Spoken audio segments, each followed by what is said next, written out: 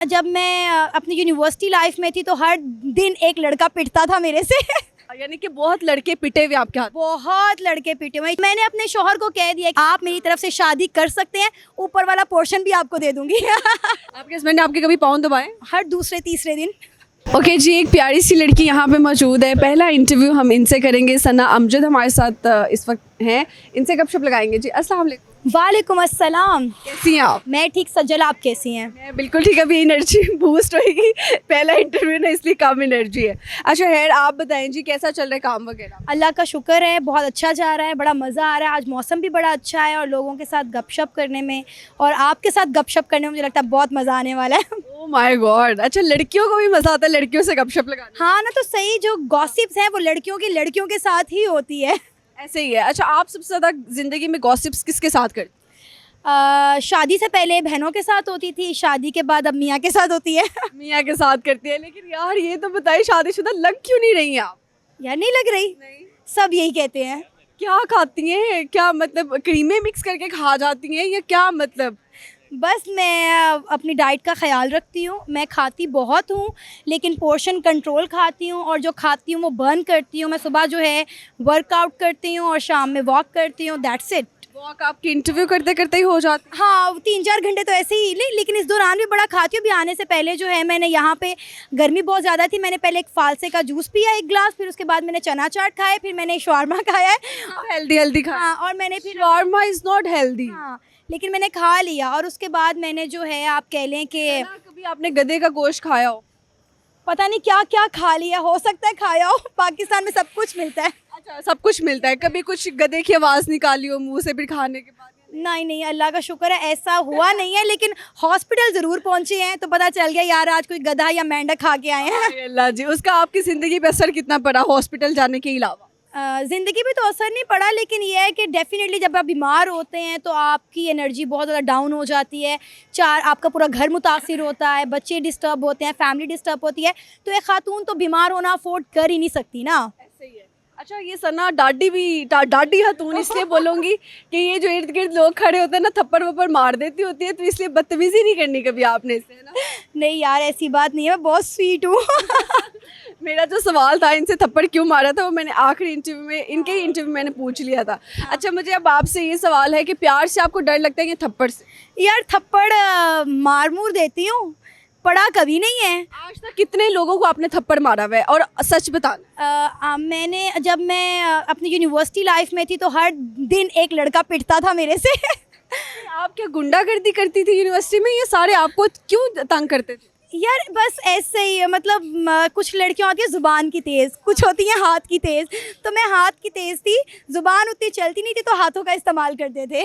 यानी कि बहुत लड़के पिटे हुए आपके हाथ? बहुत लड़के पिटे हुए। इचने बाज़ार में बहुत लड़कों को मारा हुआ है मैंने, ऐसे जैकेट से पकड़ पकड़ के। तो आपकी सेहत तो नहीं लग रही कि मारने शारने वाली? यार बस वो कहते हैं ना, जो कमज़ोर लोग होते हैं उनमें ज़्यादा ताकत होती है, लेकिन मैं कमज़ोर नहीं हूँ। ऐसे ही सुनाएंगी क्या जब गाना शायरी? यार मुझे कुछ भी नहीं आता, ना मुझे गाना आता है ना मुझे शायरी आती है। आप मुझसे सवाल करें, बातें करें। अच्छा, अगर आपके हस्बैंड ने कभी कहा कि मैं दूसरी शादी में इंटरेस्टेड हूँ, तो what will be your reaction? मेरे मियाँ ने कभी ऐसा कहा नहीं है, लेकिन मैंने खुद से इजाज़त दे चुकी हुई हूँ कि अगर उन्हें लाइफ के किसी मोड़ में लगे कि उन्हें एक लाइफ पार्टनर की ज़रूरत है, वो मुझसे उकता गए, क्योंकि मैं एक वर्किंग पर्सन हूँ, घर में हाउसवाइफ हूँ, बाहर काम करती हूँ, तो अक्सर होता है कि मैं उस तरह से फैमिली को टाइम नहीं दे पाती जिस तरह से घर की ख़वातीन देती हैं। तो मैंने अपने शौहर को कह दिया कि भाई ज़िंदगी में जब आपको लगे कि भाई मुझे एक लाइफ पार्टनर की और ज़रूरत है तो आप मेरी तरफ से शादी कर सकते हैं, ऊपर वाला पोर्शन भी आपको दे दूँगी। यानी आपके घर में रह सकती हो? हाँ, मेरे घर में रहे, मेरे बच्चे भी संभाले, मेरा शौहर भी संभाले और मैं सुकून से काम करूँ, घर में हांडी रोटी भी करे। यानी आपको आया चाहिए, आपको बेसिकली हस्बैंड की दूसरी बेगम नहीं चाहिए? नहीं नहीं, आया तो है, आया तो है। घर में इस वक्त मेरे पास 2 से 3 मेड्स हैं, लेकिन देखें ना, मैंने अपने मियाँ को इजाज़त दी हुई है कि उन्हें कोई हराम काम करने की ज़रूरत नहीं है। अगर उन्हें लाइफ में कभी ऐसा लगे कोई लड़की पसंद आ गई है तो वो शादी कर सकते हैं। लेकिन आप यकीन करें कि ये बात सुनने के बाद मेरे जो मियाँ हैं वो आंसुओं के साथ रोए कि आपने ये बात कह कैसे दी। सही हो गया यार, ये तो अच्छा हो गया। अच्छा जी, मुझे बताएं कि बेगम के पाँव दबाना मोहब्बत है या फिर रन-मुरीदी है? What you think? मेरा ख्याल है मोहब्बत है। मोहब्बत है? हाँ, मोहब्बत है। क्योंकि आप बेगम है ना, ये तो लड़कों से पूछना चाहिए वैसे सवाल।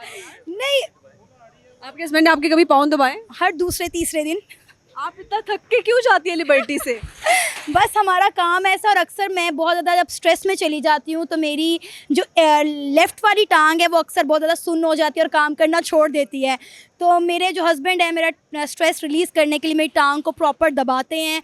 और मेरी बहुत, मैं कहती हूँ कि अगर मैं आज अपनी ज़िंदगी के इस मुकाम पे खड़ी हूँ तो वो कुछ कहते हैं ना कि हर कामयाब मर्द के पीछे एक औरत होती है, तो मैं कहती हूँ कि इस कामयाब सना अमजद के पीछे उमर दराज खान है। अगर मेरे मियाँ की सपोर्ट ना होती तो शायद मैं आज सना अमजद ना होती। क्या बात है यार, ये तो वाकई में एक जो आपका स्पाउस होता है, जो आपका पार्टनर होता है ना, उसकी सपोर्ट बहुत ज़्यादा ज़रूरी है लाइफ के अंदर।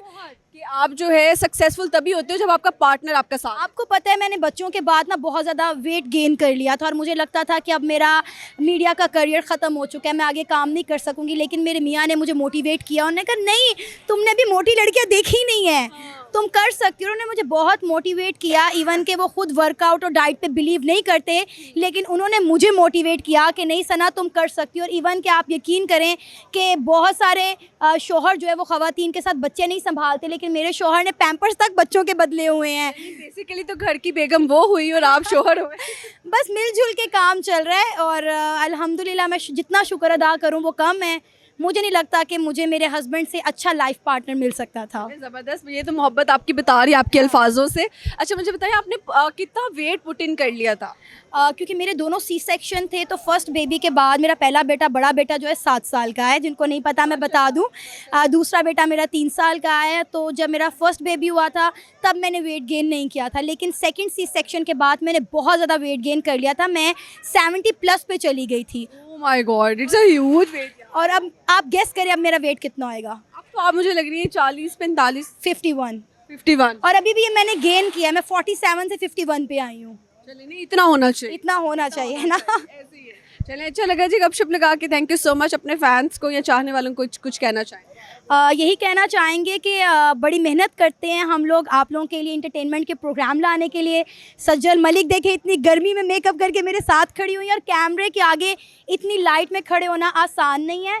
एक दूसरे के काम को मोटिवेट करें, उनको सराहें, उनकी एफर्ट्स को जो है वो पसंद करें, और नेगेटिविटी फैलाने की बजाय पॉजिटिविटी पर यकीन रखें। आप जितना पॉजिटिव रहेंगे आपका इर्द गिर्द का माहौल भी उतना ही पॉजिटिव रहेगा। ठीक है, thank you so much Sana, very nice to meet you. Thank you, welcome.